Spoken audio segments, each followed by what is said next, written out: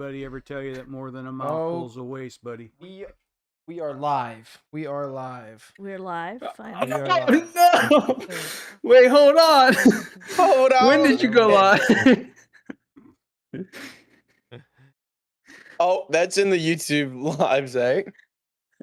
Oh no. Recording. What did he say? Oh, check.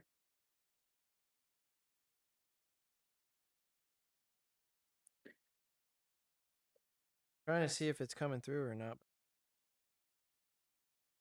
I don't see it live. You don't see it? Zach, stop being awkward, dude. Oh, yeah, I do. Yeah. Yep, it's on. Oh, cool. I do see it. All right. We have 7 subscribers. I heard 7 that. subscribers. Wow.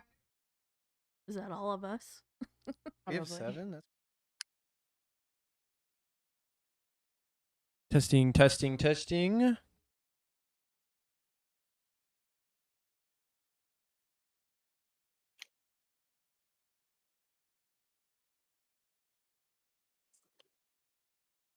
Wait, I don't think you can hear me on the live stream, Noah.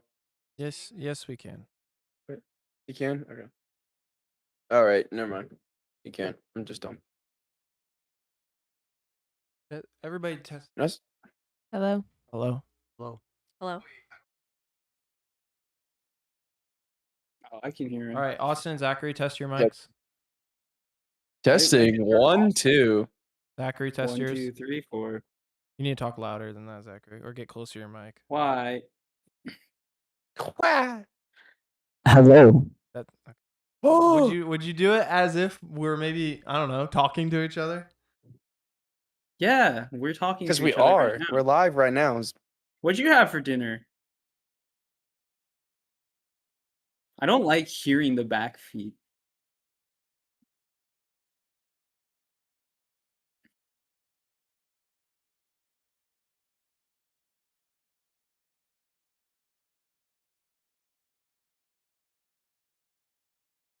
You talk. Just cutting me out like a me. Are they talking? Because I can't hear anything in my earpod. No, we're not talking. Okay, gotcha. Okay. All right. I We was- can get started here. Are you guys ready? I assume you are. Think so? Okay. I think so. born ready. All right, here we go. Let me actually. Sorry, I'm gonna send this link to Grandma real quick because she wanted to watch. I gotta send this link to Grandma here. It's a good thing Grandma doesn't go to bed till like 11.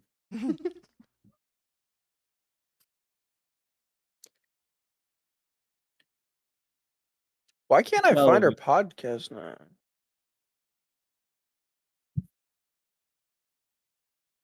Okay. Okay. You're gonna have to turn this off. All right. Is he on his phone? Yeah, he was watching the stream. Alrighty. Ladies and gentlemen, welcome back to the Iron Sharpeners podcast. Today, I am joined with, as per usual, Skylar and Zachary and Austin on the screen there. But we have 2 special guests, me and Zachary's parents here. We've got Christy Nelson and Mike Nelson. Thank you for joining us. Hi. Yeah, so Christy is our mother, and then Mike is our stepdad, and they're gonna share a little bit about their life story, and we're gonna kind of go through what it looks like to have like a Christ-centered relationship, and we'll go through parenting on that as well. Cool. Cool. Okay. Whatever you say, man. All right. Okay, so let's start it off with a quick introduction of you guys. You guys can give a quick testimony. It doesn't have to be your whole entire life, but kind of things that have happened, and we'll go from there. We can start with Mom. Okay, well, it all started. No, um I was raised in the church, and so God was always a part of my life. And then I probably didn't really have a relationship, like a Christ relationship, until I was probably about 21, I think. And I was just like sitting in my bed one night and I was like, okay, God, and I just kind of like committed to, to living like that. And then I got married to your dad, and we always made God first. That was the center. It wasn't easy though, because a lot of times life gets in the way and you forget that God should be the center and stuff. So we tried what we could do. And then I would say the point in my life where I truly, truly knew what God could do was when David, your dad, got killed. And I just remember that morning after we couldn't find him and stuff, and trying to figure out if he was in the wreck. Um, I dropped my knees on the sidewalk out front of our house, and it was sunny out, it was warm out, and I was just like, God, I'm yours. Like, you do what you want, because I can't. I am at this point at the bottom, and I don't know what to do. I had 3 boys. I mean, you guys were older, but Noah was only 11. Still, Zachary was a teenager, and Sam was just entering adulthood. So I was kind of like, I don't even know where to begin. So that's kind of where that was the point where I was like, I gave every single bit of my life to God. And when I did that, like, I still worry about things and things upset me, but I know God's got it. And then when Mike and I got together, um, it was clear that God would be the center of our relationship. And especially trying to mix two families together, and families that had been kids that had been raised totally different, and trying to do them all under the same roof. But yeah, God is center. So that's kind of where I am. Yeah. Well, I guess I don't really have any questions about that because I kind of lived through it. So, um, Mike, what about you? Well, I was raised in an environment that really, my mom wanted to go to church. My dad wasn't really a churchgoer. And so it was kind of a push pull type situation. And so I was really more of a non churchgoer, non believer growing up. And I went in the Army, uh, started going down the path of uh, darkness, I would say, and wound up going to Iraq in 2002, 2003 time frame, and went down that. I was black hearted.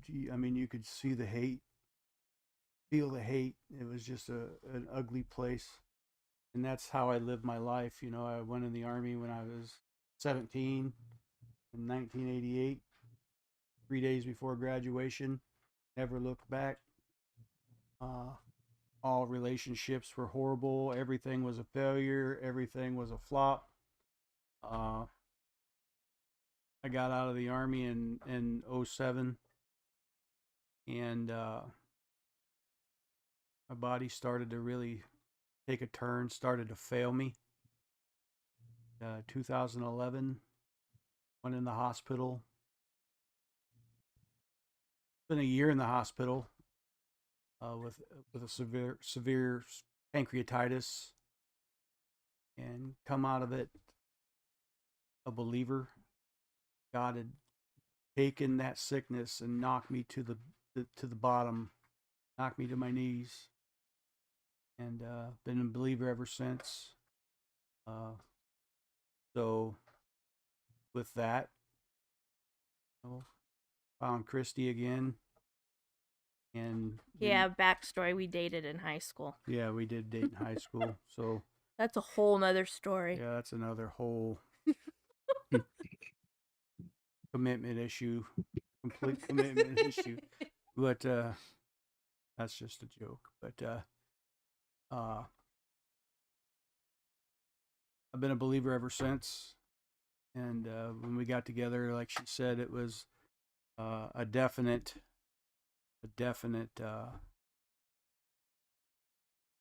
fact that it was going to be God was the center of our relationship and the center of our life, and do our best because my girls, we had not, I did not do a good job of raising them in the church.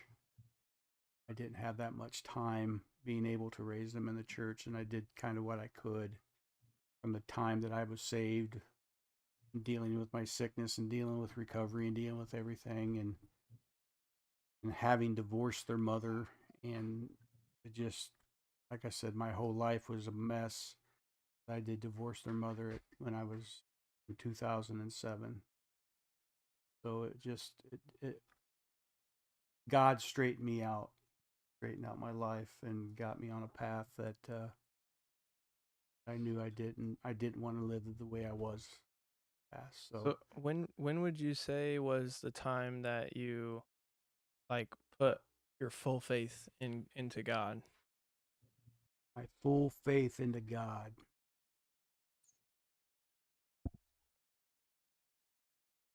I would probably say 2017. Christy and I talked, and I mean, when we realized that we were going to move forward with our relationship and everything, that we realized that the only way that we were going to work is that if we had that pact and decided that the only way that we were going to move forward and be successful at it is if we gave our all and everything to God and put God at the center of our life and the center of our relationship, and do our best to raise our children and to bring up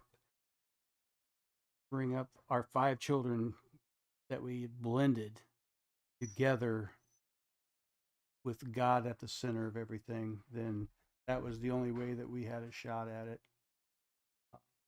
So at that point, that's when we made a decision that was when we decided. That's when I decided, and the only place it's been ever since. So would you say that probably brought you like what were the biggest changes in your life when you kind of made that switch? In 2011, 12, or 17? When you fully invested your life into God. Uh, I'd say my heart softened, and has continued to soften ever since. Uh, I started to get in my word more, started to pray more. I started to really respect Christy as a mother. I respected her as my wife. I respected her as my best friend. Uh, I respected her opinion. I respected her thoughts. I respected everything about her, and to this day I do, and I will until my last breath. I mean, she is my best friend, and I mean, if I can't be married to my best friend, then what's the point? Yeah. Would you say to both of you question, would you say that um the best person to be married to is your basically your best friend? Oh, there's Yeah. no doubt, no Yeah. doubt. Because you can trust them with everything. Yeah. I mean, if you can't laugh with them, if you can't cry with them, if you can't trust them with your deepest, darkest secrets, if you can't, if you've got a secret from your past that you can't drop on them, if you got a secret that you're holding in, or if you got something that you just, your worst day, you should be able to come and just drop it. I know I've had some pretty miserable things happened in my past in Iraq and in other places in the world that she's the only person that knows about. And two, when you fight, because you're gonna fight, like we get in arguments. In the end, at the end of the day, or even sometimes the next morning, you're just like, still my best friend, you know? Yeah. And yeah, I didn't talk to him last night because he made me mad about, and it's usually something stupid. It's not serious stuff usually, but it's that just to know that even if you have a bad time, you still can come back to that person and they're gonna be there. And the key is to never go to bed mad. I mean, always give each other a goodnight kiss, always touch each other, always let each other know. No matter how mad you are, just always tell each other that you love each other. You know, and you, yeah, you might not. You might go, well, I love you, but at least you said it. You know, and then when you wake up in the morning and you can say, you know, good morning, and then open the blinds and the sun comes in, and you know it's over. You know, it's just don't go to bed mad.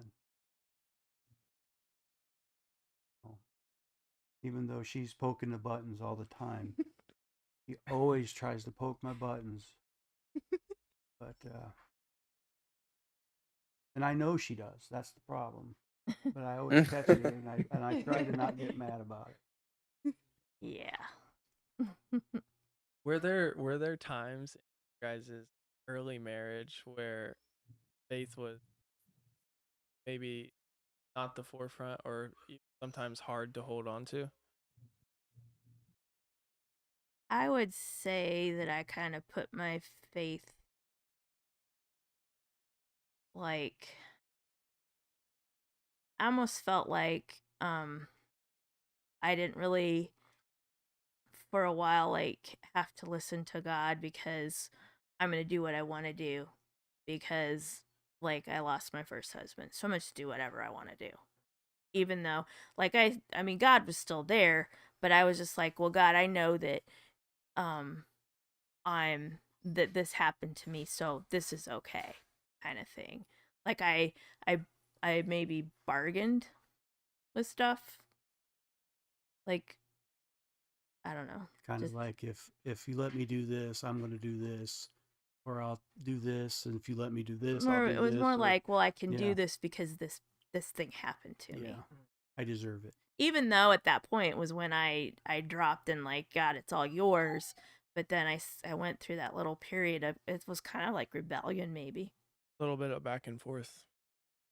Yeah. I don't think you were ever angry. I think it was just more of a back and forth. You were kind of jockeying with God to. It was difficult to watch her. Mm-hmm. Sort of, kind of. How would you say you brought it back to being in your guys' relationship?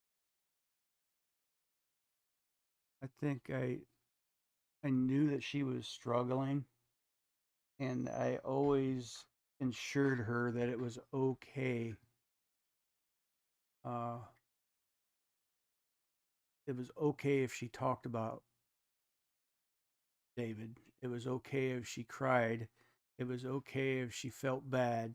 It was okay if she needed to go to the graveyard. It was okay if she needed to talk. It was okay if she needed to look at pictures. It was okay. It was okay if she needed to do any of that. And I was there for her if she wanted to do it with me. It was okay if she wanted to do it by herself. And we would pray about it. And I was never upset or jealous about any of that. I always made sure that I was there for her. Mm-hmm. And I'm still to this day. You know, it's like birthday or the anniversary or whatever. And it was like, and I know what those days are. So I anticipate if there's going to be sadness, or if there's going to be trouble, or if there's going to be grief, or and you just wake up and you just kind of, and you look over and she's either putting around like grandma, like grandma does, or if she's going to be sad, or if she's kind of in the middle or whatever. Like this year is like, I'm going to go to the graveyard today, and she got, threw a blanket in the car and just went to the graveyard. And it was just like, that's fine, it's no big deal. You want me to go or no? No. I think for me, what brought back around was you guys. Like, you were still young, and I knew that, like, I mean, we found a church that we could call ours because we knew the importance of having you guys in church. And like, we both tried our own churches, and that just wasn't gonna work. And it was nobody's fault. It was just things change, and people don't see, like, it's hard for them to see you in a different light because your life totally changes. Yeah, at like that point. half of it, literally half of Yeah. yourself. Yeah.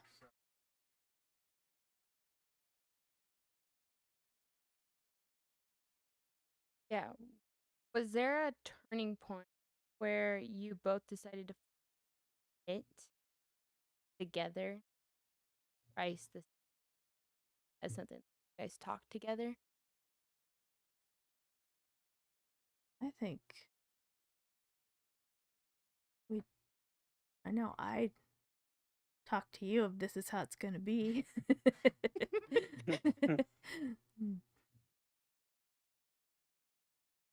I think we talked about that before we got married. Yeah. I mean, Yeah. it was important that Well, we and it was important for us, but it was more important for the kids, because we wanted we wanted all the kids to see and to understand that was the foundation of our house. Mhm. And that's where we left that lay. It was like we wanted them to see that's where it was at, not realizing that the struggle that was going to be there, just because of the blending, just because of uh, the unspoken animosity. Because one, I wasn't the dad, and they lost their dad, and then it was my girls were, that's not my mom, those aren't my brothers, and there was just it was a big chemistry set, that everything you poured together was not, it was volatile.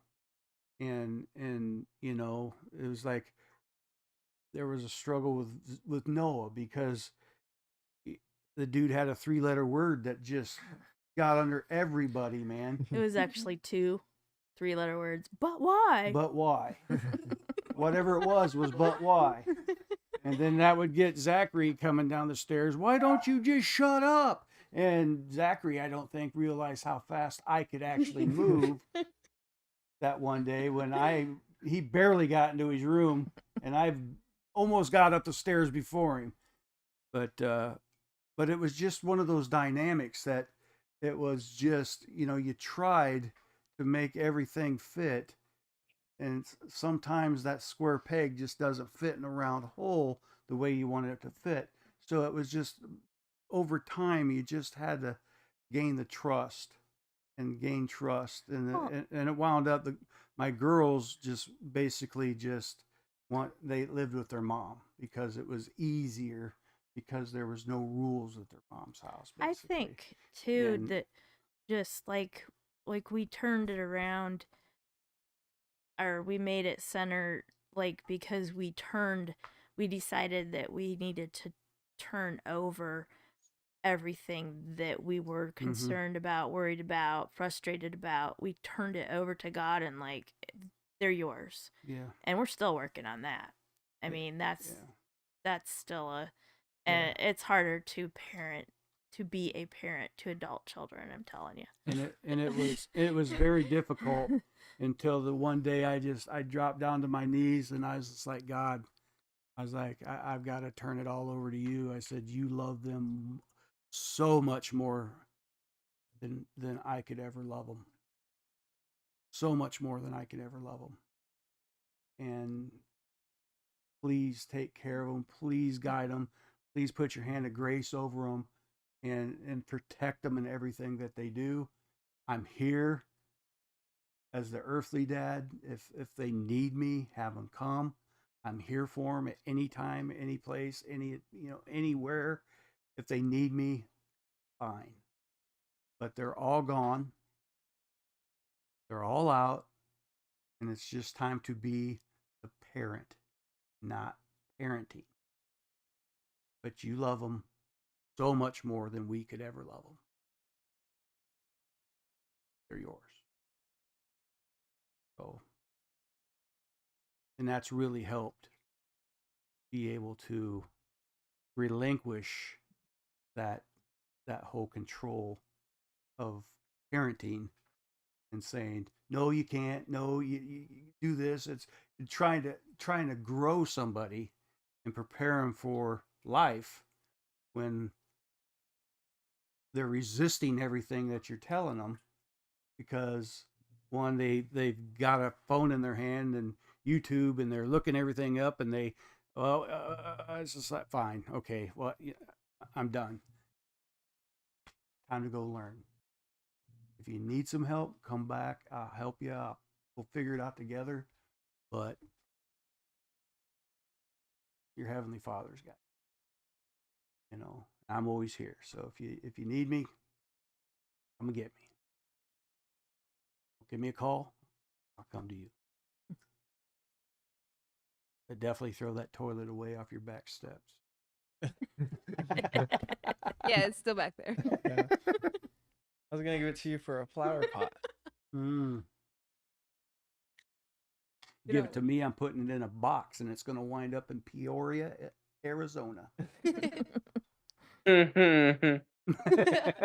no, Zach, Austin, do you that's an guys have any expensive questions shipping. It that would you be wanna add worth in? it, or I'd break it in half, and you'd get it like over the course of 6 months.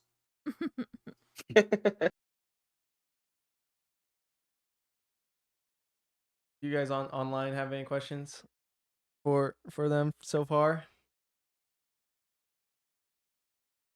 I don't think so. Not on my side. Well, Zach, you got anything? If you guys do, just chime in. Don't you don't have to wait for any time. Just jump on in.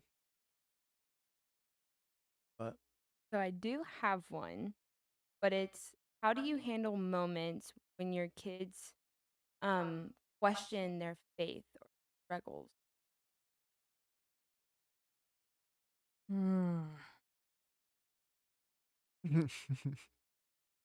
That's a tough one because we have dealt with flat out God is not real. God is you're born, you die. You're born, you live, you die, and that touch you in your heart as a parent because the ultimate, like,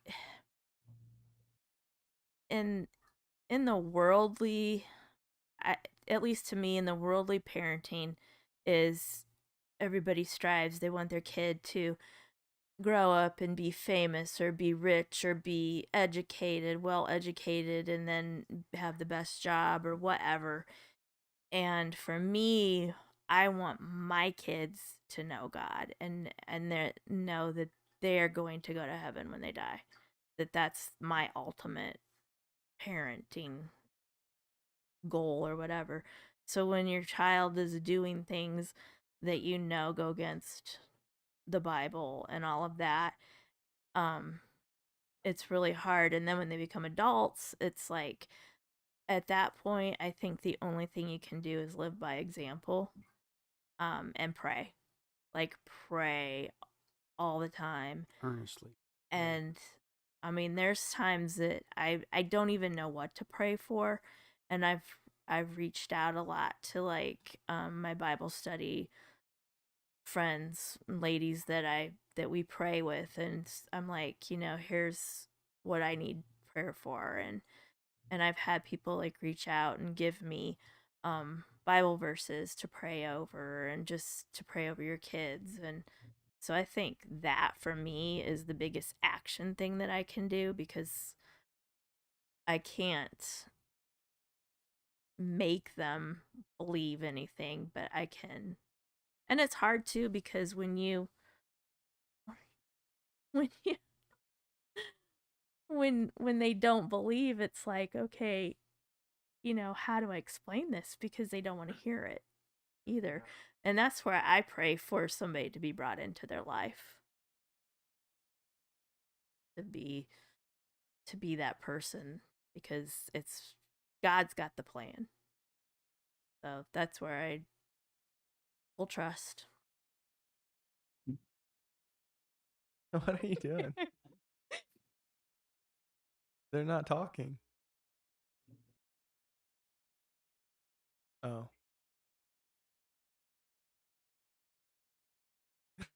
Oh, is it?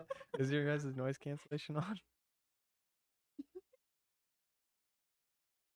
Well, anyways, I got a question. Yeah.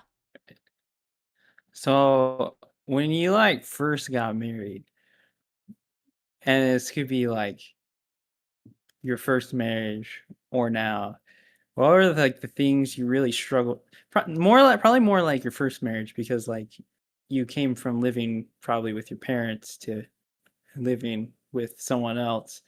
What did you like struggle with the most?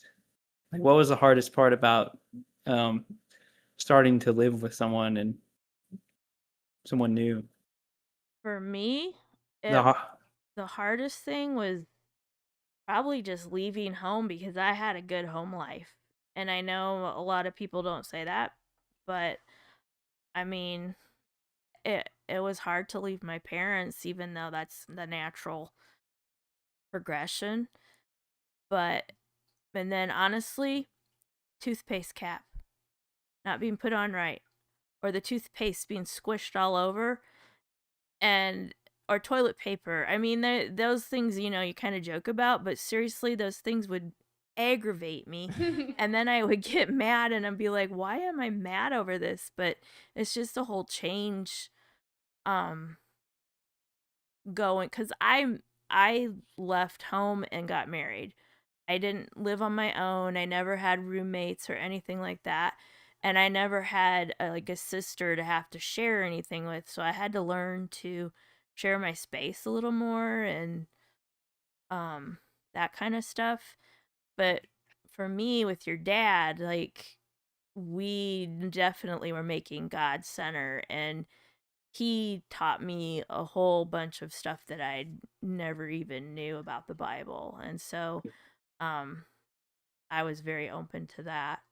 But yeah, it was hard. I mean, they say like 7 years or whatever, and it's like that first year, I don't think I'd want to do it again, cuz it was just stressful and difficult, because I still didn't even know what I wanted to do, like as far as jobs and that kind of stuff. I didn't really, I wanted to get married and have kids. That's all I ever wanted. And so it was, then I got married, and then I'm like, now what?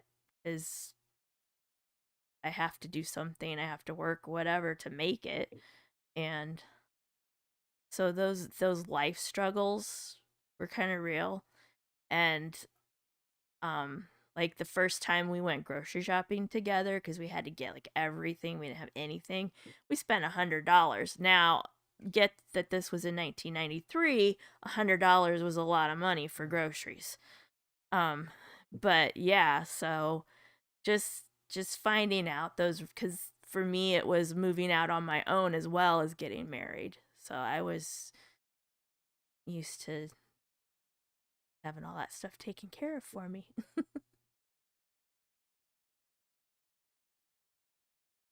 Do you have a Good answer. no answer? He couldn't wait to get away from his house. They joined the army. My when I got out of high school, I went straight to the army, and a lot of me says that that was a big mistake, but a lot of it was a growing curve for me. And when I got back, I had grown, but I hadn't grown in a way that I should have grown.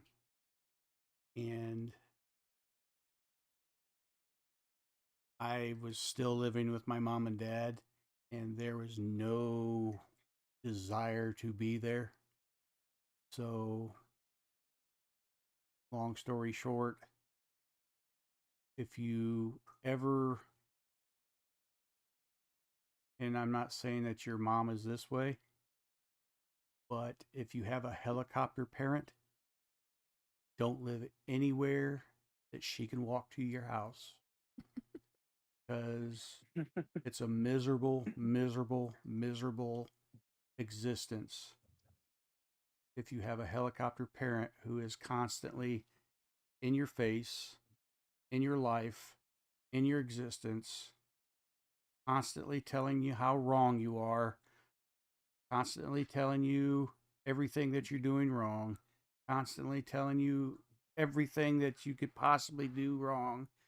And it's just, and then your in-laws are constantly in your face, constantly there because they have to be, because they can't not be. Not his current in-laws. No, not my current in-laws.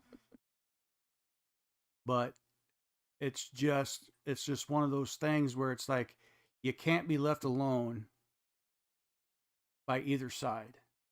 And it's just, it started then, and the first break that I got from any of that was Iraq. And I went to Iraq, and I did my best to extend in Iraq, and I couldn't extend in Iraq. I wanted to stay in Iraq for another year, but I couldn't get to stay over there, so I had to come home, which led to a divorce. So, uh,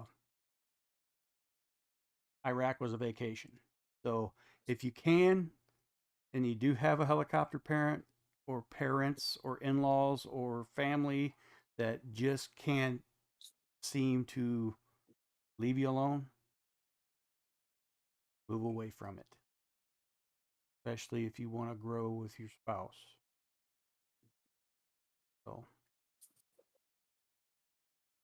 Kind of too something that people don't always understand too with two different, like, once you marry someone, you're two separate families. Like, it's not just we're all family. Like, yes, you're still blood related and now marriage related, but you are two separate families. You're two separate households, exactly. your own separate families, and you got to make your own decisions and things of that sort. So it Well, is important to have that discernment between the two. And I it's mean, one of those things like if if somebody invites you to come over for Christmas, it's an invite. You are more than welcome to come over for Christmas. You don't have to, because one, I understand that you have a family, but you don't have to. But there's the invite if you want to come over for Christmas or Thanksgiving or Easter well, or anything like that. But and I understand that you have a family, but the opportunity's there, or you can stay at home. That's fine. But or when you have a birthday, say you have children, and you've got a birthday for your children, you might put an invite out, or hey, we're having a birthday party at our house for our child. But no, the grandparents have to intervene, and everything moves to the grandparents' house. What you don't really have much of an option.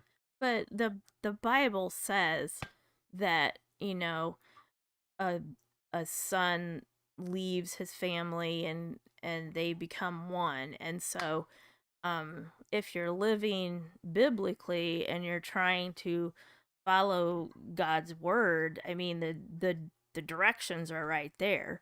Like, you become one. You become your own family and you leave, and that's kind of important too, having adult children, is to be able to let them go Mhm. and let them be on their own. And yeah, you miss some of the things, you miss the little things, but they're on their own, so you did your job.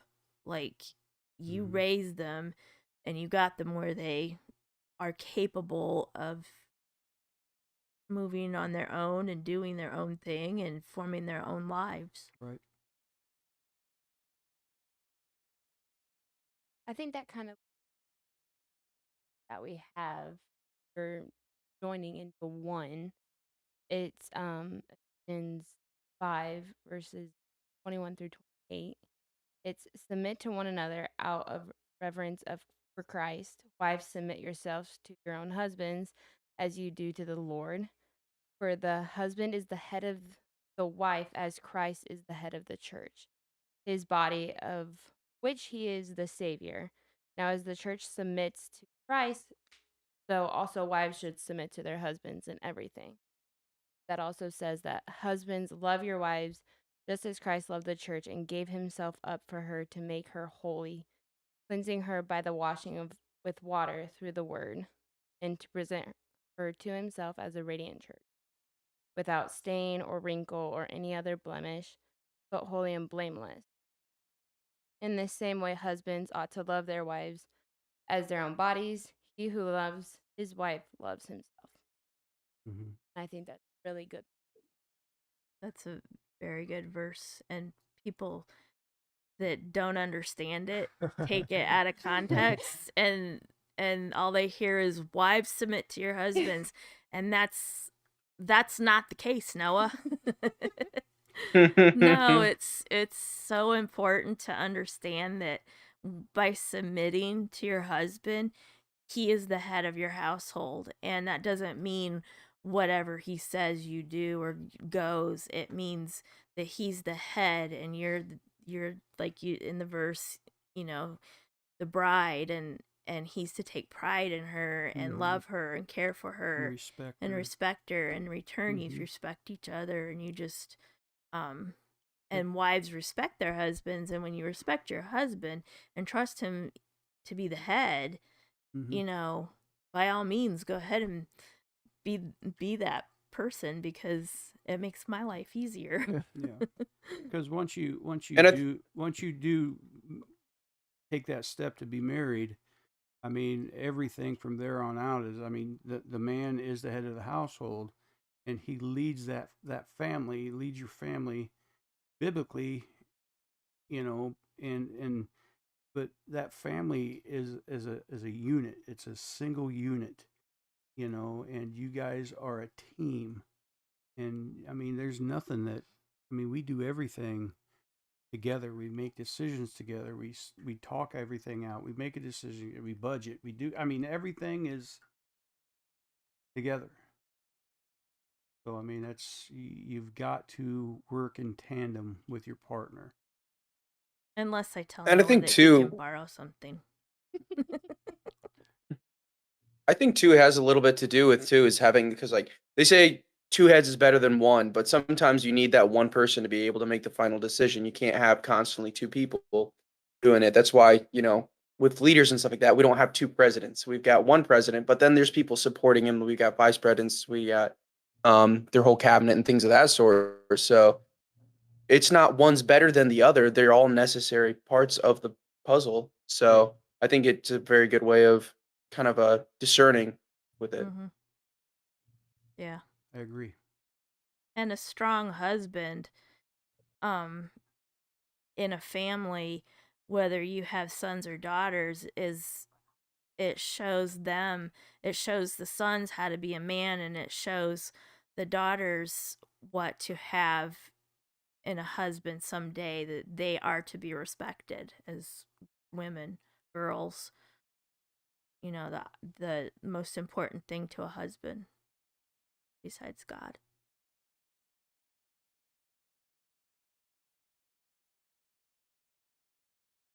A lot to unpack.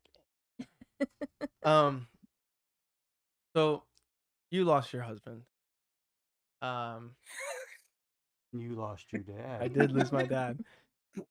How how did that how did that kind of, I don't know if you can dig into specifically how that affected and how that changed your life and then your take on the world and then God as well. Um, yeah. How did that, like, what did you realize anything new that you didn't realize before, or like how did that change your life in total? Um, it gave me total dependence on God, and I never asked God why. It was just, this is how it is, and for whatever reason, he allowed this to happen, and so I never was like angry at God or questioned him. I totally was like, I'm all yours.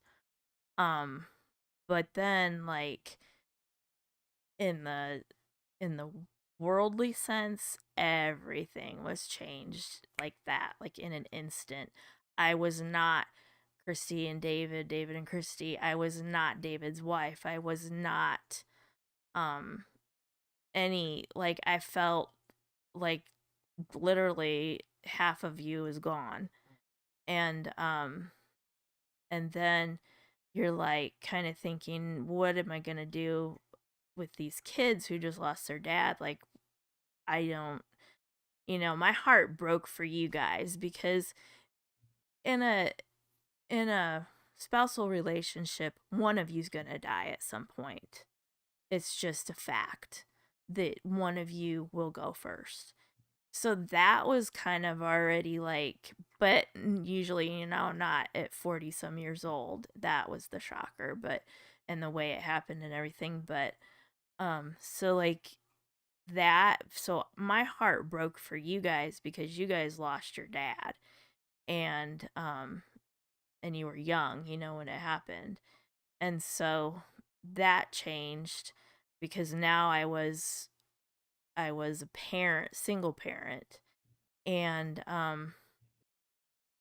then it was like, um when you would go places and people, like, I never wanted anybody to feel sorry for me, because I was like, I'm not gonna be that widow or whatever that just touches out of life because you lost your spouse. And um I was jealous actually when David died, because it was like, you get to go to heaven, you've gone to heaven, and I'm still here. And I got this whole big mess that I have to take care of now.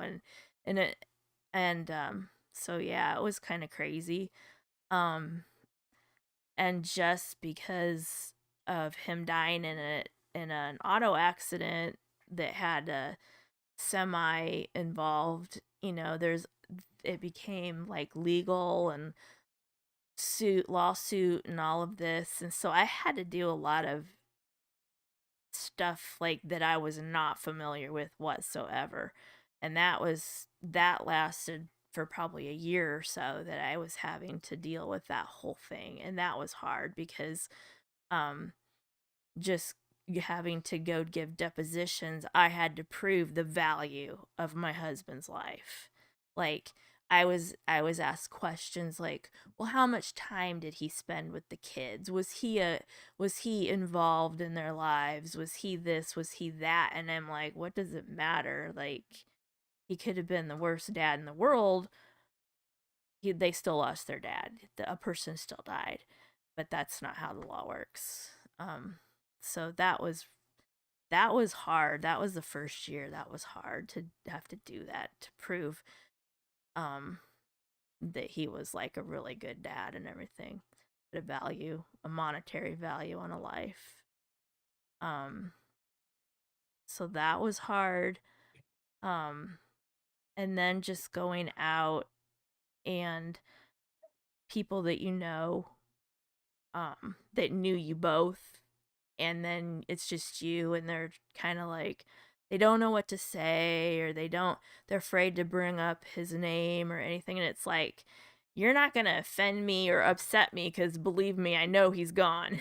Yeah, so, the elephant in the room. so yeah, so it's okay to say, hey, and talk about him. It's okay to talk about him because, he was part of my life and he still is, and so, and I always wanted to make that important for you guys to know that you guys could always talk about him and keep, his memory and stuff, which I know you've said that you've forgotten stuff. Yeah, it's really and sad. It is really sad. I was only 11, so I've forgotten a lot of the memories that I had. I only like remember a select few of things that actually did happen, like Yeah. that I can picture in my head.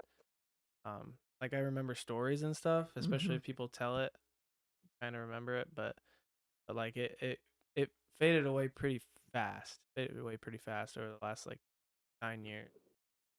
Um, yeah, it's actually really sad. But how how did that affect you?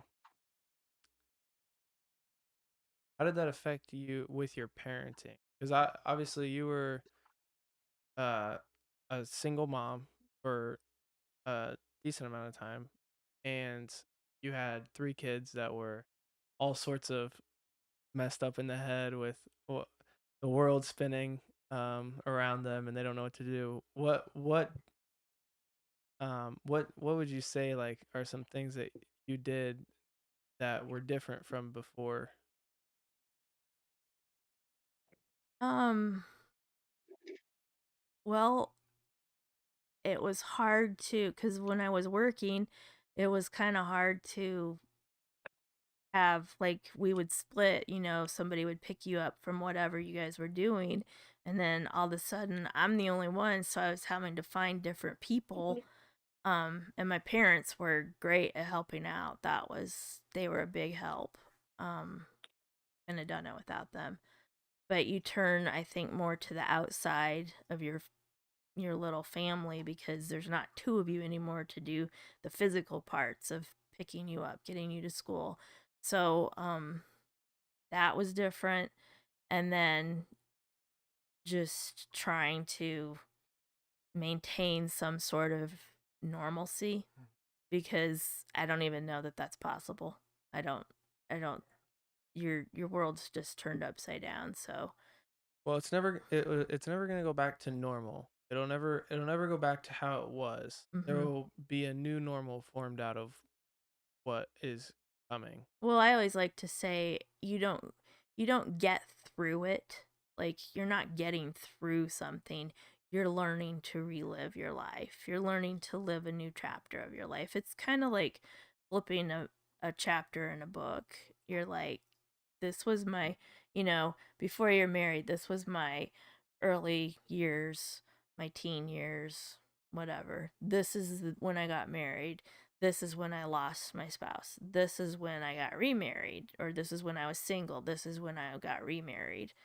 Um, and then you're on to the next chapter. The only thing that stays the same through all of that is God's presence. That's the only thing that doesn't change, and that's the only thing that got me through because there's things that I barely remember happening during that time, and I'm just like, the only reason I was still standing is because of God.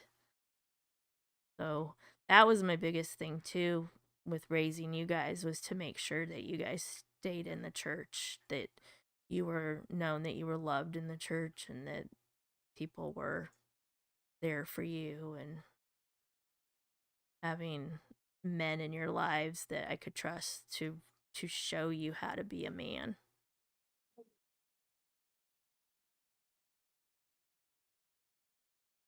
I think it worked out pretty well. Yeah, I think so. I think all 3 of you. I mean, with Sam, it was different because he was 20, He was 21. just about to. Well, he was in college. But Yeah, he was just in about to. college. Yeah, and so I mean, his world was shattered too. Yeah. Um, but he had grown up with his dad. In fact, I think when your dad's dad died, he was about the same age. Of course, his dad was 81 or something like that when he died. So it's a little bit different, but still, you lost your dad. Yeah.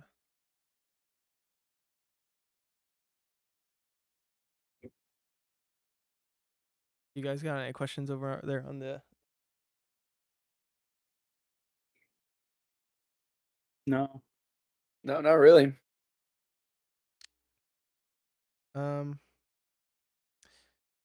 Okay.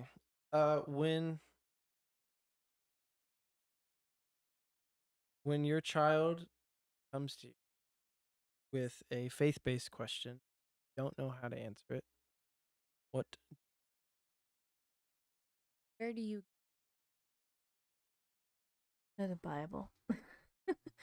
um, I asked my aunt this question earlier because she kind of helped me come up with some of them. And she said that she does this a lot, has no idea where to go. And then she'll look at, give me a moment as I figure this out. mm-hmm. It's like it's hard because like for me it wasn't necessarily like a faith-based question, it was an action, and I was just like at the time I was like run to church, talk to the pastor, and now I found out that that wasn't the best thing that I could have done as a parent. And it really caused a lot more hurt than it did, and I should have just I should have turned to the Bible, I think, and just like stopped and asked God. I don't think back then I was as much like God will answer me. He will take care of this if I just trust him. I mean, like I knew there's God there, but well, I better ask these people first because they might know more than I do. And somebody may know more biblically, like what's in the Bible, but that doesn't mean that they necessarily always know what's best to be done or said at the time. Yeah. So, and then I think it's important too to respect like their question and not just dismiss it as, well, that's not right, Yeah. or that's wrong belief or whatever. I think it's important to like find it, but yeah, like I would start with the Bible and then I would go um to like trusted sources um that are Christian trusted sources, like either listening to somebody who's studied things um and just get I think when you hear the answer or whatever, it's kind of like, okay, this you'll actually know it, maybe.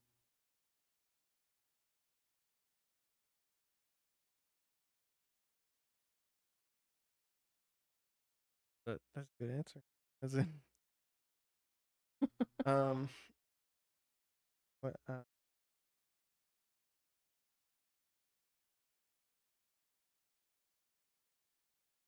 don't know if I asked you this already. Did I ask you? Question is, what are the biggest challenges of raising kids in today's world?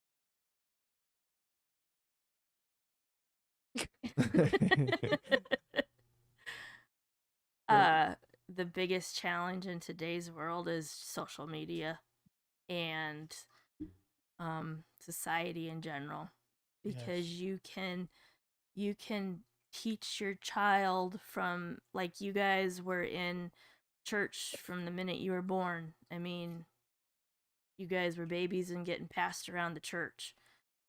You grew up and you went to Awana and you learned your Bible verses and you learned everything. And, like today, if I were a parent of elementary kids, homeschool definitely.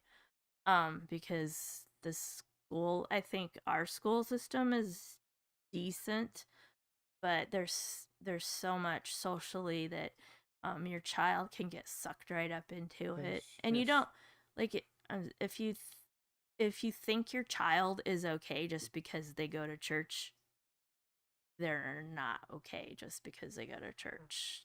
And like again, prayer has to be the center. Talk to God and say, this is what I'm facing, what my kids are facing, what I'm facing with my kids. Where do I go? Because there's so much at their fingertips. Yeah. And so many lies that are out there, and so many tricky people that can just suck people in, and people that are looking for something and they don't know where to find it, and then they find the wrong things. They're sucked right into it, and they can be grounded. You think they're grounded. There's total indoctrination in schools, and I mean you've got to be very careful because right now it's a battle of good and evil, and it's dark and it's demonic, and it's there. It's in the school libraries. It's in teachers. It's in curriculum. It's whatever. Like she said, if had it to do all over again, it would be a homeschool. I Just don't straight up homeschool. I don't know that if I had to do it all over again, I would do homeschool.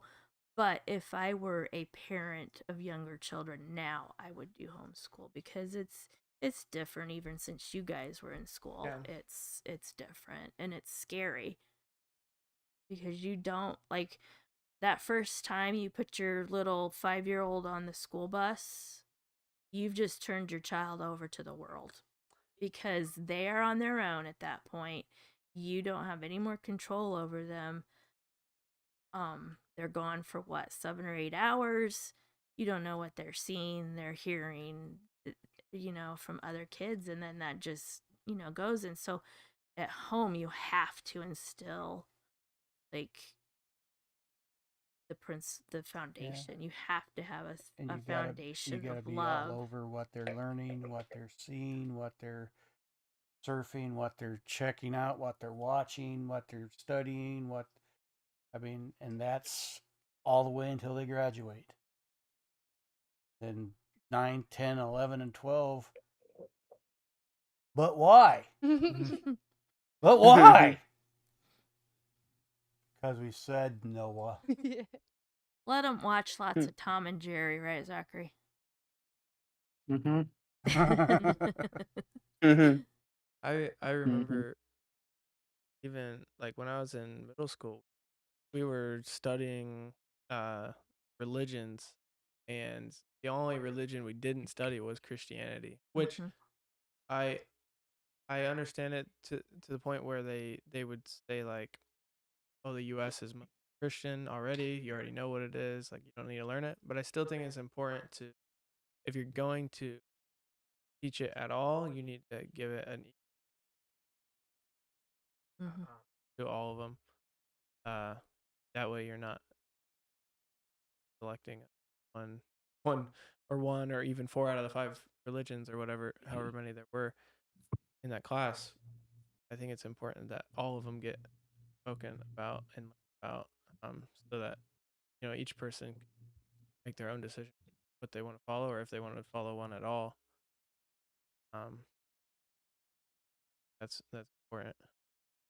I know. I think it's also like I'm not a parent or anything like that yet, but I do think it is more difficult, even from what I've seen in today's society. Because like as I was growing up as a kid, my parents could like plop me down in front of a TV and just turn on like PBS Kids or something of that sort, And it was or just a safe. kids channel in general, and trust in it that it wasn't going to put any stuff in front of me that had a political agenda or anything of that sort. And like you turn on a kids show today, and it's pushing a certain agenda either way, shape, or form. It's not just talking about ABC shapes and colors and things like that. So it's trying to push a certain way, and it's just crazy to even see that from an adult perspective of them trying to push it at such a young age Right?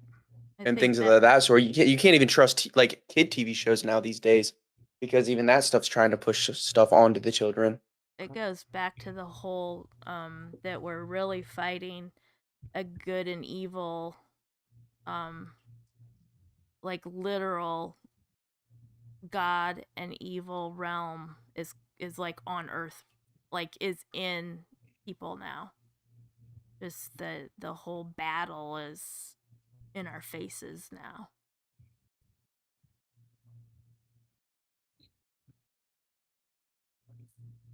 Do you have anything to add on that Mike? On if or like what the yes. What yeah, if like what how it is raising kids or the biggest struggles. It's I can't push it enough that it's just, you know, we don't have enough God in our school. Don't have enough God in everyday life. Don't have enough God uh, anywhere. I mean, it's just, you know, God has been taken out of the schools. God has been taken out of, I mean, almost been removed from the money. God has almost been, you know, they've taken it out of sporting events. I mean, you've gotten to the point where they're singing different national anthems and different this, that, and the others because of social climate and social this and social that because everybody's pushing a narrative and it's like football used to be a game that you could just watch where guys would get on there and smack each other around and run a pigskin up and down the field. Now this year's halftime show is a political agenda. You know, it's just a political agenda. They've weaponized the halftime show, and it's like, how many kids are going to see this? When are they going to just put Jesus? You know, put a Chris Tomlin and a Jeremy Camp and a Matthew West on as a halftime show at the Super Bowl. Let's have a revival. You know, let's have a turning point event at the halftime show. Yeah. And I think too, it shows too. Some of those teams are even like saying that they're not going to participate. I know the Cowboys said that they're not really going to participate in the tournament or anything like that with stuff like that going on. That Right. And I think it's important for people to stand up because like you can always it's like a quiet quitting. Like you're not taking any action. You don't stand for it, but you don't take any action against it. So, but again, actions speak more than words. So you can like think it, you can say it, but if you're not taking action against the evil that's going on in the world, then Mm-hmm. nothing's getting done. So and nothing's going to change. So And you I know, it's think teams just being able to say, "Hey, yeah, and I think we need to take a bigger platform as Christians and we need to step out and get outside of our skins and we need to have a revival. We need to have a national revival.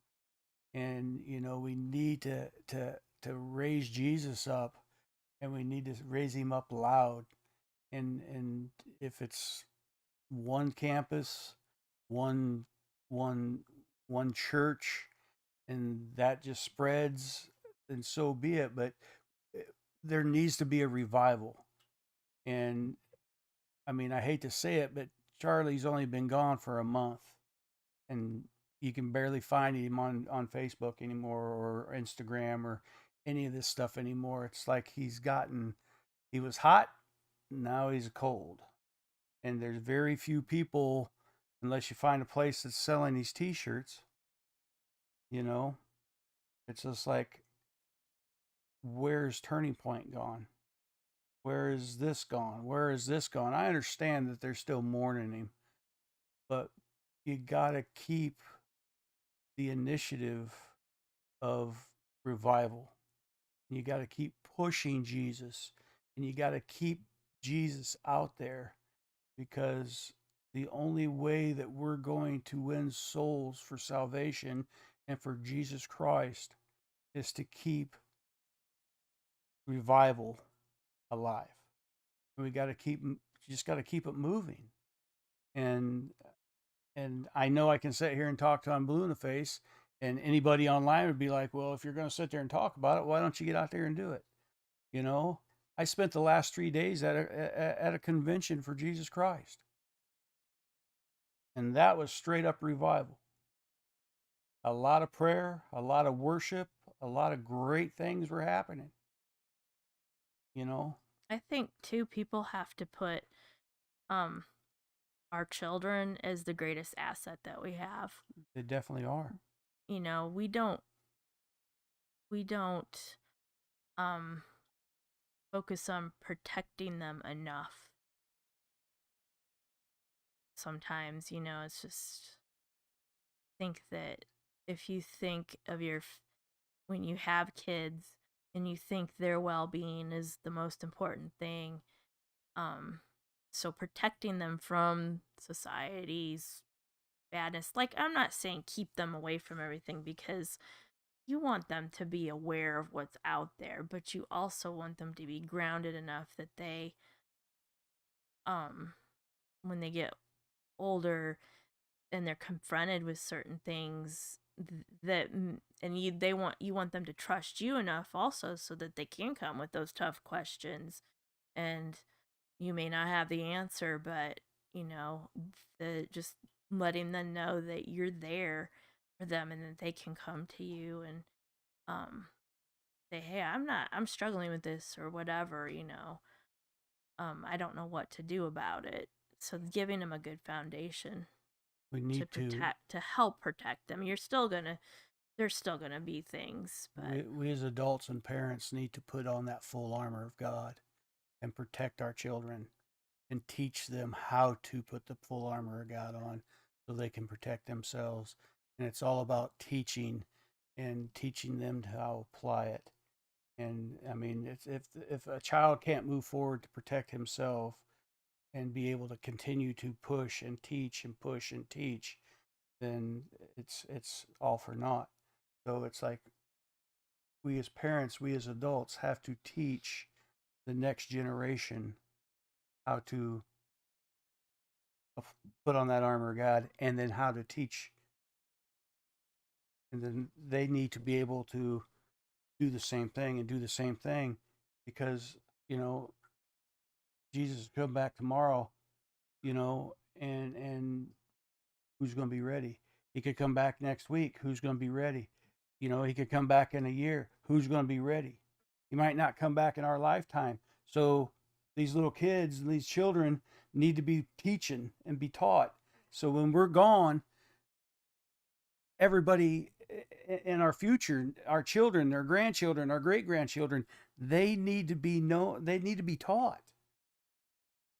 They need to have an understanding of that full armor of God. They need to be taught the Bible. That's our jobs. Because if we don't do it, then you won't know it. And if you don't know it, they'll never know it. So that's how important it is. So we have to carry the shield. We have to carry the armor. And we have to teach and move forward. I think a lot of a lot of parents can get what you're saying, sheltering them instead, and then they will cover them up their whole entire upbringing, and then they'll come out into the world and not even because known time that just God, but not what are all these? Well, you're like overprotecting them. Yeah, Yeah, yeah. yeah. I think a lot of parents can confuse that with educating them, like you're I saying. think that that that's where just the trusting that God's going to take care of your kids because he loves them more than you. So when I prepare you at home, I need to, like, here's this bad world out here. It's out there. Yeah. But here's the Bible, and here is your directions.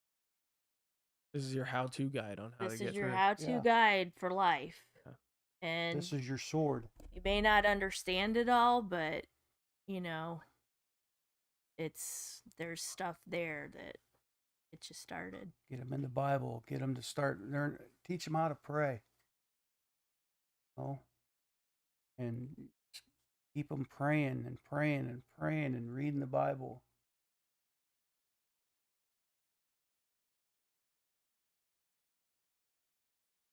Good role model. Mm-hmm. Yeah, when you're a good role model for, even simple things like in the store and you're stuck in line and, it's, you just want to scream at somebody because kids are screaming and you're at your wit's end. And that's, those things they're like, oh, that's just stuff, but your kids see everything you do. Mm-hmm. Whether you And think hear they it. are, they hear it. I mean, And What a living repeat it. example. And you are a repeat it. living example. Although Sam did think I used to have eyeballs in the back of my head because he wanted to see them. I told him if I moved my hair, they would close and he would never see them. So I do get blamed for everything Noah says. Yeah. How do you want your kids, grandkids? What do you want your guys' legacy? I'm pretty sure I just put it out. Is basically just being the best role model you can, educate. I want my grandchildren to know that I was a staunch man of God, true believer, man that prayed, man that wasn't afraid, I want to be a that I matriarch feared God. like Grandma Ray, where Grandma Ray knows it.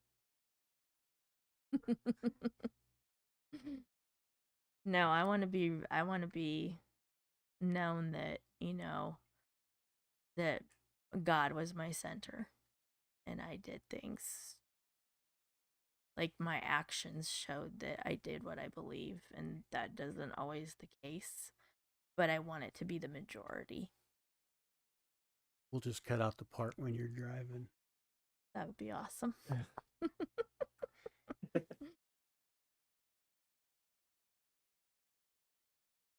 Um,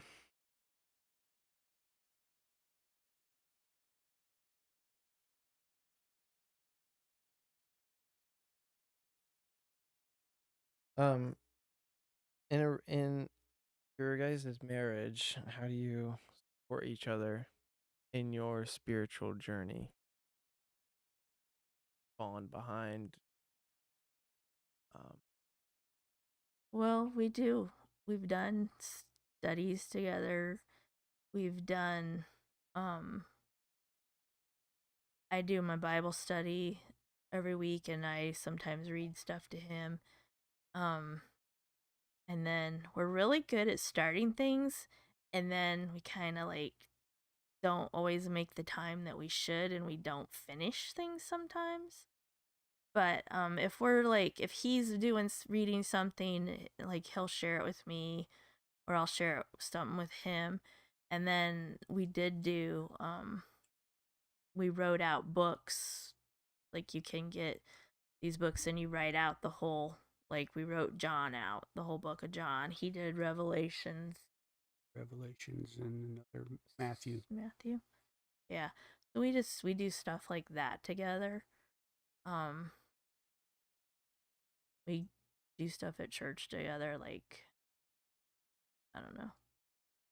Different studies. We've led We groups together. facilitated 3 rooted groups together. If one of you is falling behind, how do you? I tell him. We're just like, I can tell when we're not on the right track, and I can tell when he's not been doing stuff because he starts,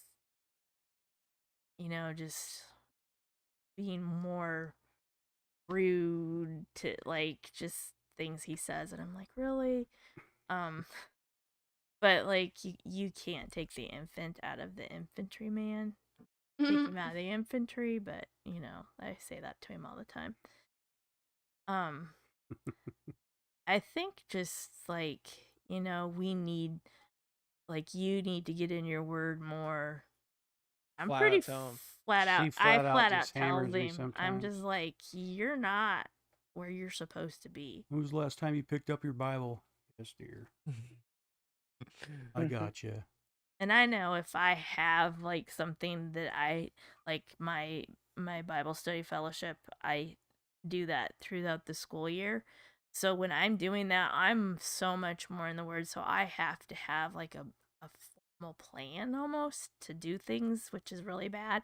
Like I'll read biblical stuff all the time, but I'm not really um I don't have a set schedule.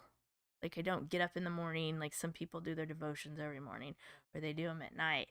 I'm more of like I'll just start reading something and then it'll take me to something else and that kind of thing. And we just started a fellowship on Friday nights that we meet and have cigars, and we're going to go through Romans chapter by chapter and study Romans. There's like 9 of us showing up now, so that's going to be something that's good. Yeah. We got a bunch of guys that are new to the church, so pretty exciting. Well, we're going to have a good time with that one. Study Romans, solid. If we got questions, we're going to stop and dig it through and be a good time. Butts and Bibles is what we're calling it. Have any advice for couples who like in Run. Don't do it. No, I'm just joking. I'm just joking. I would just say be accountable to each other. Mm-hmm. Um and try to find something that you can do together so that at least you're doing something with it.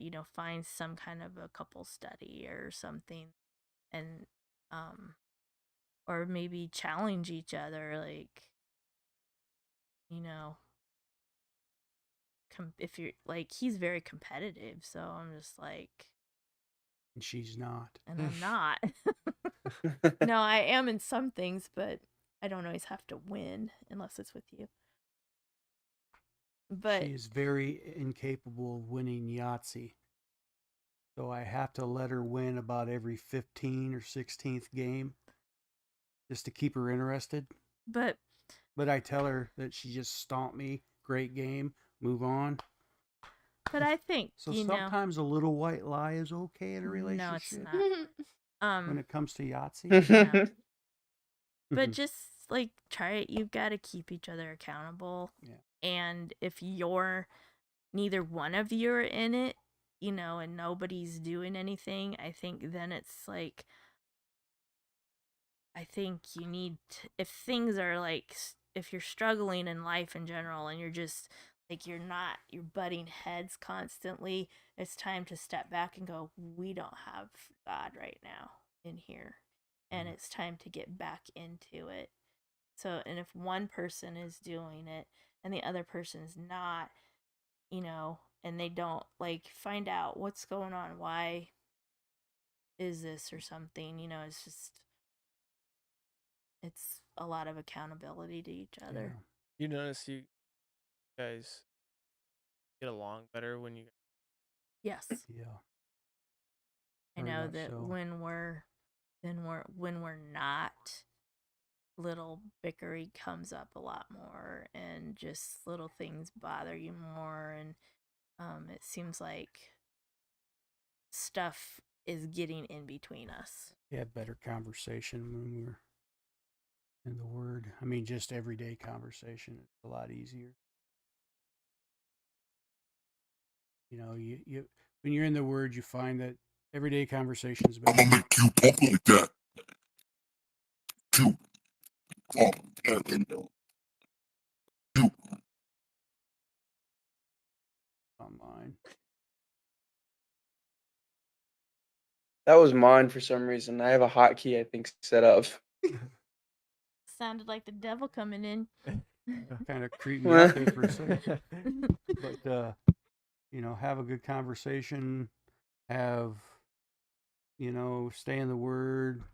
And when you start doing that, then you're going to find out that you make it to church on time more. You're more punctual. Things start to gel easier. I mean, everything is smoother, and I you just think find things work better. I think one of the neat things that couples do, we don't, but it'd be kind of cool maybe if we did. But when one of you guys reads to the other one, Mm-hmm. I think that's really cool when people do that. You didn't catch the whole church on. That was a dig at you. Well, actually, By a natural, fortunately. you guys notice that, like, devil tries to kind of attack you more in the Word more? Yeah. The more you're in the Word, the more the devil is in your face. The There's more you're a problem for him, the more he's gonna be in your way. Yeah. But if you're not a There's- problem for him, he's not gonna be in your way. right. Yeah, He's gonna, just hangs back. But when you're in that Bible, there's when you're doing stuff like Stuff church, just- and oh yeah, little things come up and get in your way, and you're trying to do something, or especially when you're trying to like prepare something that's like you're trying to do something for God, you're trying to do your Bible study or you're trying to get to church or whatever, and it seems like there's more stuff that gets in your way when you're trying to do things specifically. and that's obstacle after obstacle after obstacle after obstacle. And then sometimes it's that little teeny thing that creates an explosion. Then you just got to step back and go, wait a second, this is stupid. Not worth it. This is the devil getting in the way. Just, hey, yeah, you're right. Let's keep moving. It's just not worth the. Once you realize what it is, and this is ridiculous. It's just get back to it, and I just think when you're not close, or when you are close to God, then he's just gonna toss stuff and see how you react.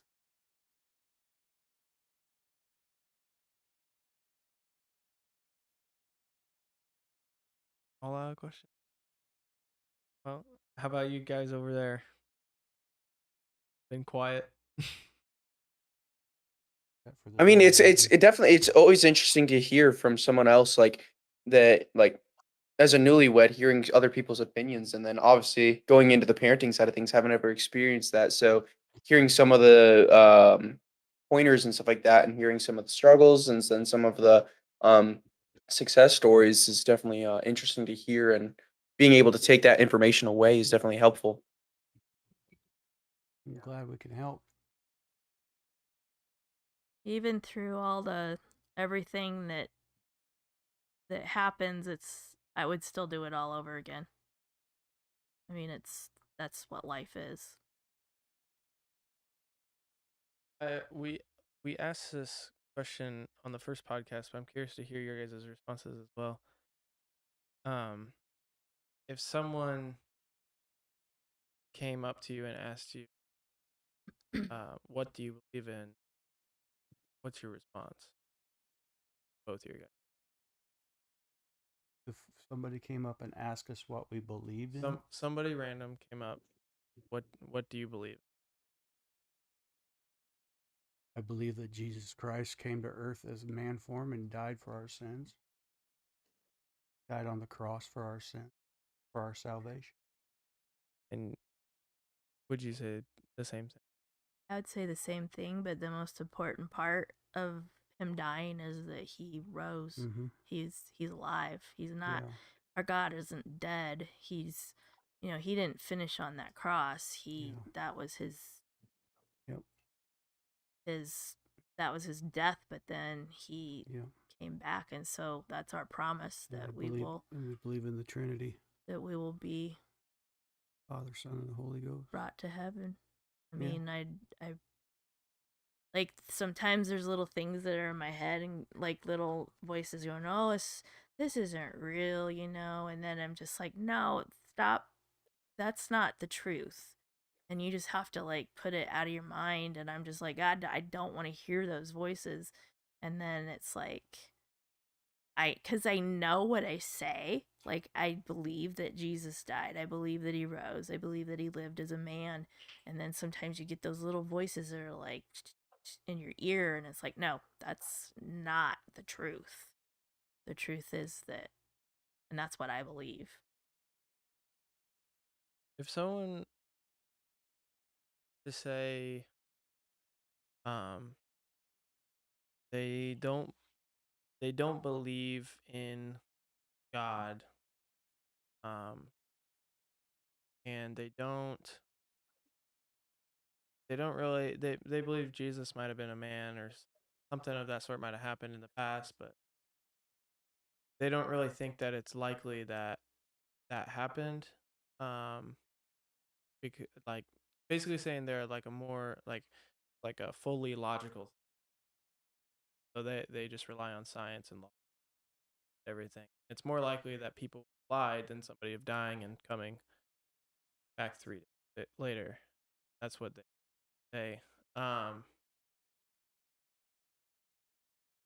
And so they don't really see that there's a purpose for life at all, but they don't really care. Like that's fine with them. It's not like, oh, there's not a purpose in life. What's like, oh, well, there's not a purpose in life, so might as well like make the best of it while I'm here.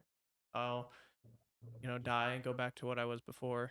And you can't remember anything before you're born, so that must be what it's like when you're dead. What do you say to them if they're not upset? They're not upset at They the. just don't They flat just out just. they're just like they don't believe it. It doesn't really make sense. It's not likely. That's where your faith comes in. Yeah, but what if they just say why? Like, why Here we are do with you the why. why do you believe that like they're asking you, why do you believe that, or they're just saying, Well, that's what they believe, and like what do you say? I would just say to them that I have experienced Jesus. I've experienced his love and who he is. Um and then I mean, just like, I would say that you would just give them the gospels to read. Like, I know they might not even pick them up, and there's like, I don't know that there's a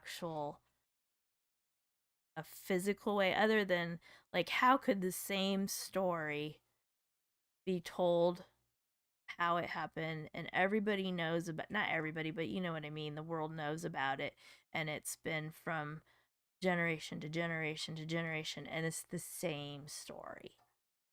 Like, it's not changed. It's the same from when it happened. And just that, I mean, it was written down. And also, the Bible was written, what, like 2,000 years apart from the beginning to the end. And it's not in chronological order, but there's like, what, 2,000 years, I think, in between like Genesis and Jesus dying. And how could that all be the same thing written? Because the New Testament confirms the Old Testament. So it's written right there. Things that happened in the Old Testament prophecy came true, and so when there's stuff prophesied in the New Testament, like Revelation, like we know God already did what he said he was going to do. So why would Jesus not be alive? Why would he have not died on the cross and rose like it says? And there was people there that were eyewitnesses that lived. Yeah. And like in Revelation and in Ezekiel, I think there's Ezekiel has this vision, and it's very similar to what John sees in Revelation as far as the heavens and stuff. So they lived 1,000 or 400 years apart or whatever. I mean, it was a long time. So how could they have seen the same type of thing? Because the stuff wasn't written down yet. Like they had the scrolls and stuff, the Jewish people, but the Bible wasn't written yet. I guess let me play devil's advocate. Oh Here for yeah, a you're second. so good at that. So like I could say that the Bible the Bible was it could have, like, the New Testament and the Old, you said the New Testament and Old Testament prophecy was matched up. I could I could just say that it might have been just a whole big lie, and um that it was just written by people that maybe wanted, or like, and it was already written in the New Testament or whatever, and just kind of brought through, or it was just one big whole lie. Like, to these people, a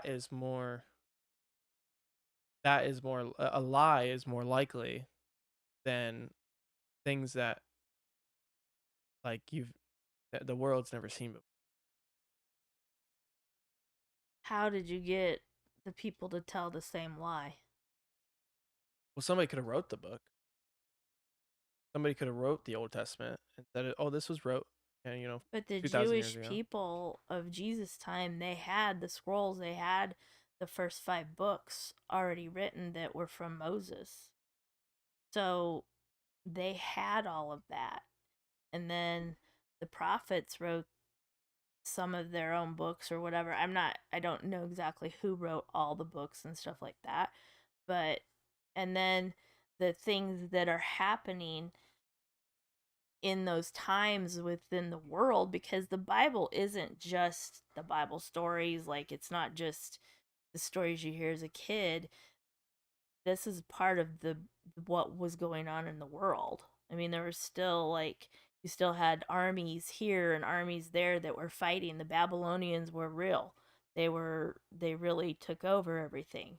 And then in the Bible you have the stories of the Jewish people and stuff that were alive during that experienced that. And then you go into the New Testament and you can correspond the things that they said were happening with what was actually happening, like the Romans and the wars and stuff that happened that are in history books that happen are in the Bible. There's a lot of religions in the world, and those they have tons of people, millions and millions, billions of people believing even today in those religions, and that could be the same said for Christianity. Like, we don't think that the Islamic religion is the right route to go down, but there's billions of people that do. We don't think that the Buddhist religion is the route to go down, but there's billions of people that believe that, quote unquote, maybe lie that it is. So why wouldn't Christianity be well? Because Christianity is the only religion that the God seeks us and loves us and doesn't require us to step on ladders to get to him or do this to get to him. All we have to do is accept him because he seeks us. And we, like, it's Christianity is such a simple, all you have to do is, I mean, it's not simple, but it is simple because it's just accepting God's love for us and accepting who he is. And then also this always makes me think that uh Christianity has to be the one and only religion that gets you to heaven, to God and through Christ, is because it's the only religion in the world that's attacked by the world. Buddhism is not attacked. Hinduism is not attacked. Islam is not attacked. All the Far East things are never attacked. It's only Christianity and Christians that are attacked. So that would be the devil, because he knows God and he knows everything about God. Like, he knows who God is, he knows the Bible. But if he can keep everybody over here and away from God, then he's doing what he wants to do.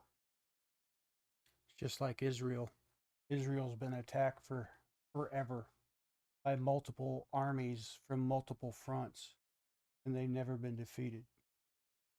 Ever. Well, they get defeated, but that's because No, God. they've been beaten. Not since they've been a state. Okay, that, but I'm Since just saying. 1946. I'm they've just never been saying beaten. biblically, the Israelites. But that's because God allowed But it. they've been attacked from every direction.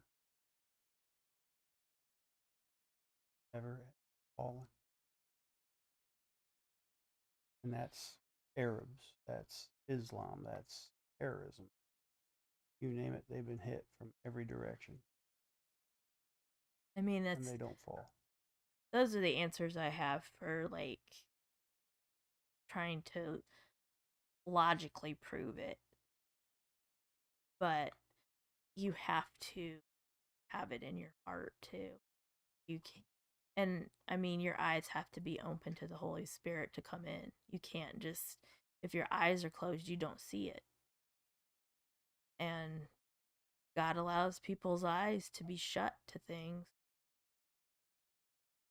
And I mean, they can't understand it, they can't see it until they're ready, till their hearts are ready.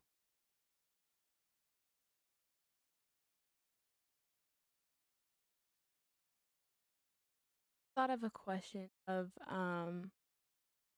like, for couples, do you think it's important for them to basically for community involvement with religion? I think that's a big thing that couples could Mm-hmm. build their bond stronger. Yes. You mean like going to church and Mhm. yes, definitely. Take classes and that kind of stuff. Yeah. Yeah.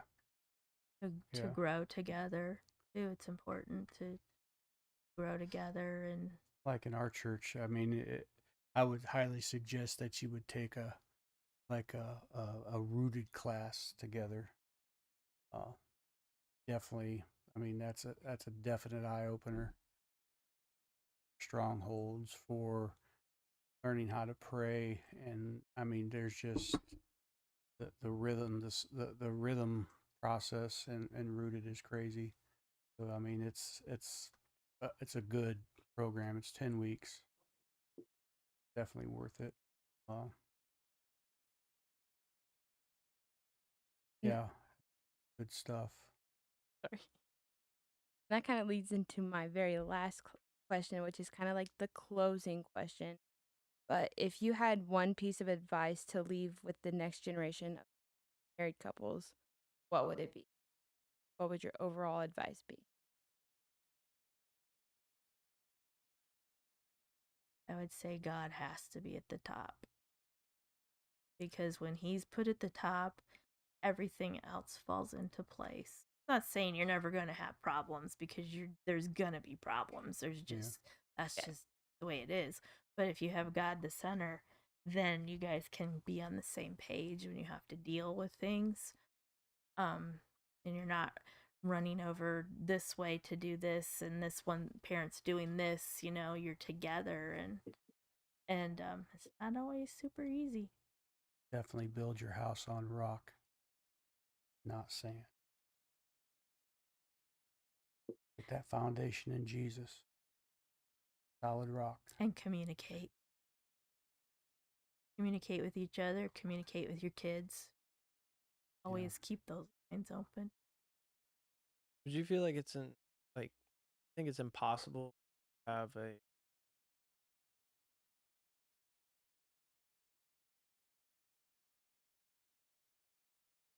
marriage without God at this? I don't think it's impossible. I don't think it's going to be I've been down that. It's not fun. It's not easy. And it is no communication. It just ended bad. Are you talking about possibly having two non-believers, or a non-believer and a believer? No, or literally just two not putting two God non-believers, first. Non-believers. or they just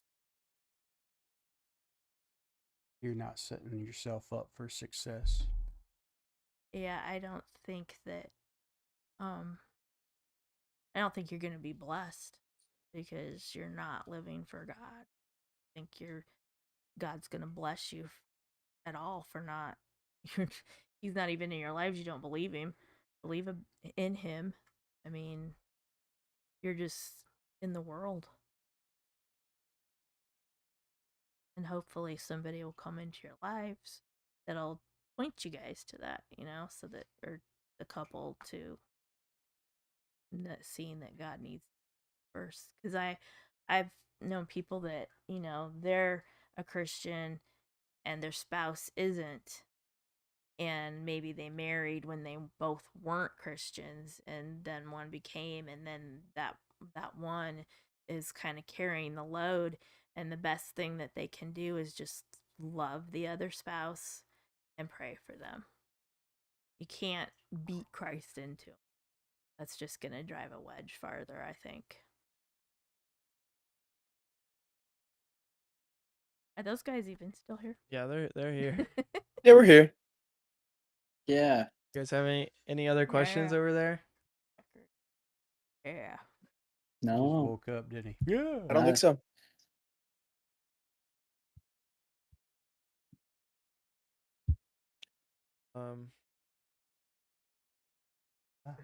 Well, we'll close in prayer. We didn't open in prayer today. We normally do, but Just jumped right in. yeah, we just jumped right into all the questions. So we'll close in prayer. Tyler can lead it though.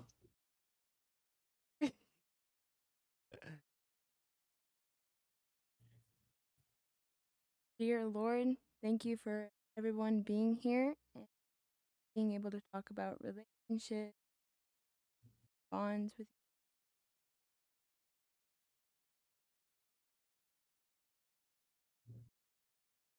Amen. Amen. Thanks for coming, guys. Yep. Thanks for having us. Yeah, awesome. Well, thank you everybody for listening. We'll see you guys next week on the next episode. Peace. Bye. Bye.